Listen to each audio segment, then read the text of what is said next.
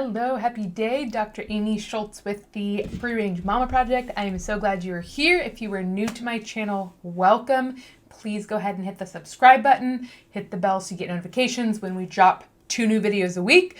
So for today's video, if you guys have been following along with me, we've been talking about toxicity, and we've been talking about how it's a big deal when it comes to female hormones, when it comes to our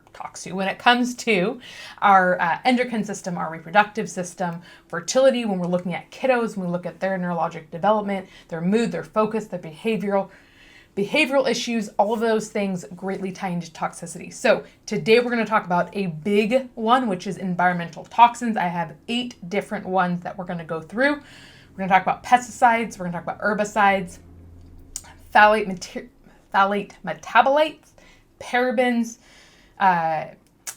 BPA, triclosan, I'm going to look at my notes so I don't forget, VOCs, and acrylic metabolites. So those 8 we're going to focus in on, and we'll talk about some next steps after. So, okay, let's start with the first one, pesticides.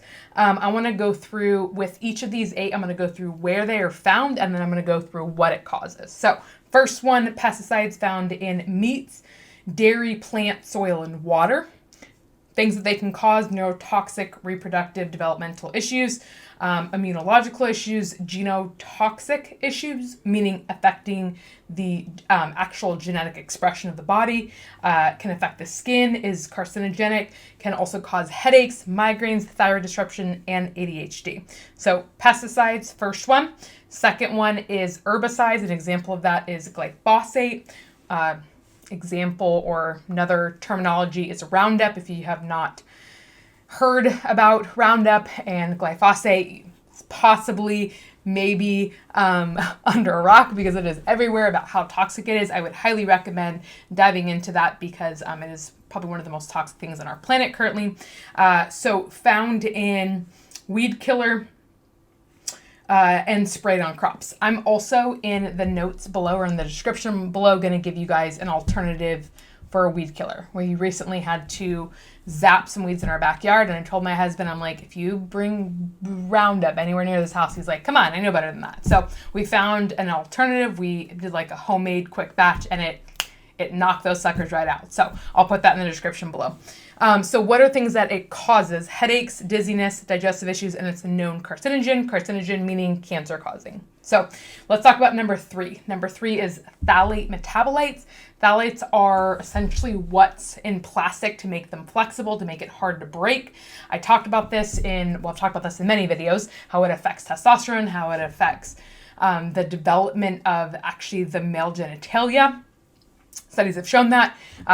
In a recent video, I talked about for kiddos avoiding using plastic baggies and using an alternative, essentially like a reusable baggie. So those are found in plastics, things that are harder to break. The other thing too that you'll find phthalates in are cosmetics, adhesives, detergents, lubricating oils, automotive plastics, and clothing.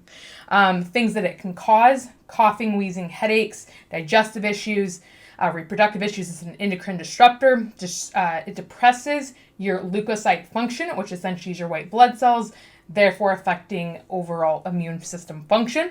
Phthalate exposure has been associated with diabetes, insulin resistance, breast cancer, obesity, metabolic condition, and immune disorders, and in children, ADD, ADHD, autistic behaviors, lower cognitive and motor development.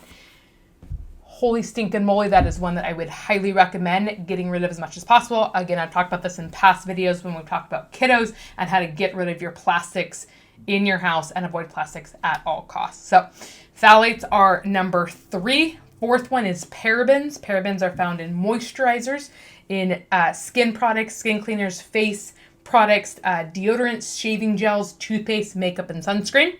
Parabens, they are a known endocrine disruptor, meaning affecting your hormone balance. They cause reproductive harm.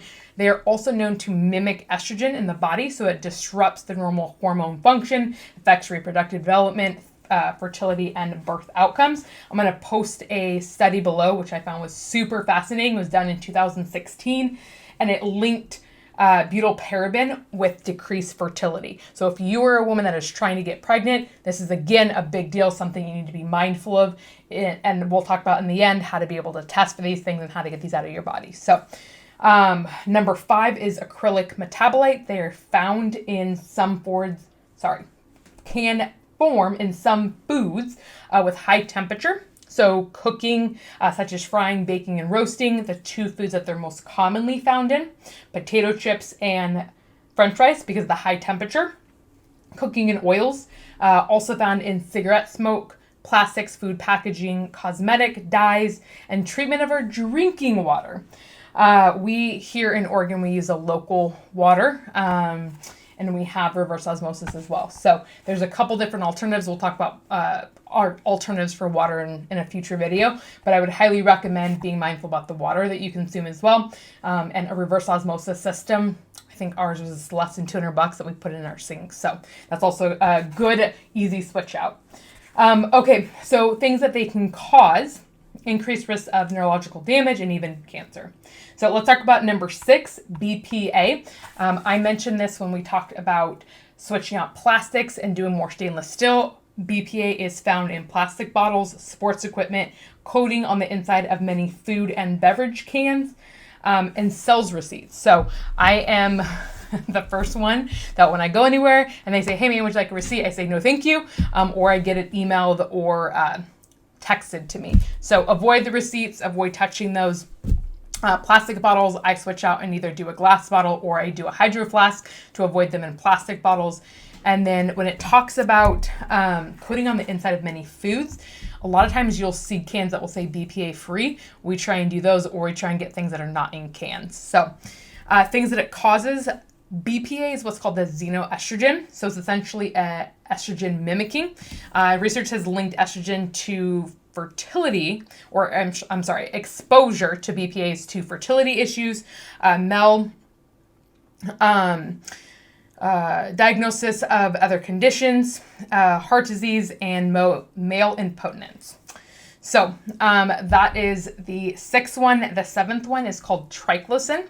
Triclosan is found in antimicrobial in soap. So it's an antimicrobial. They put it in cleaning products and cosmetics, shampoo, conditioners, lotions, toothpaste, deodorants, and shaving products. Things that it causes: changes in the human hormone system and harms reproduction and fetal development. Studies have shown that higher triclosan levels have been linked to increased sensitivity to allergies and to allergens. So I would highly, highly recommend checking your products for triclosan. I've talked about this in many of my other videos, but getting the app EWG is always a great start. Healthy Living, you can scan in your products or you can type it in and it'll tell you what's in that product. Also, typically it'll be listed on the ingredients. So these are things that I would highly recommend making notes of, these 8, and then being mindful of what's in your products. I've also done past videos on cleaning supplies, cleaning products, personal care, toxic beauty. Go watch those so that you're not missing any of those, because there's a ton of other things that we talk about to avoid.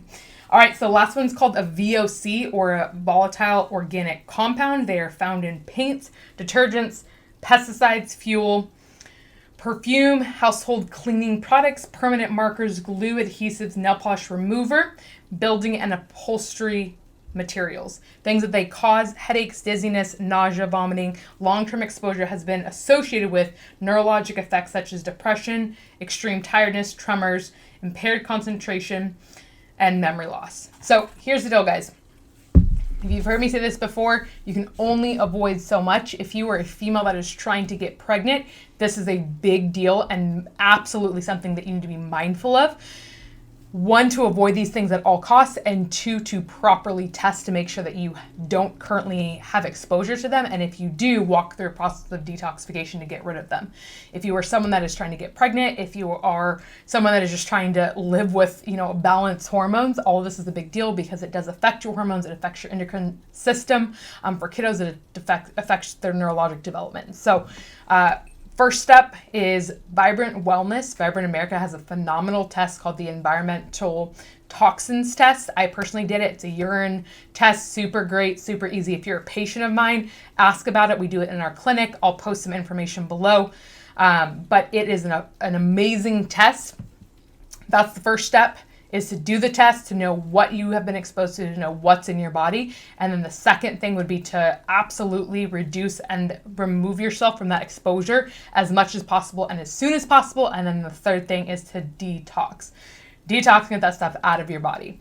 I recently did this test to myself, as my husband and I at some point in the next year would like to have another nugget, and I want to make sure that my body is clean to be able to house and develop that nugget, that little baby. And I was actually, I was surprised with a lot of the things that I was low on, or in the clear and the green, and the couple things that I was a little bit higher on. I was not surprised because I've lived in 2 newer houses that have been built in the last couple of years, in the last 2 years. So I wasn't surprised that I had quite a bit of exposure to some VOCs and some other things. So again, being mindful to know what it is that you've been exposed to, and then to get that stuff out of your body. If you have questions, please comment below. My goal is to be able to give you guys the best information possible so you can be intentional with your choices for yourself, for your families, and for your kids. So bless you guys.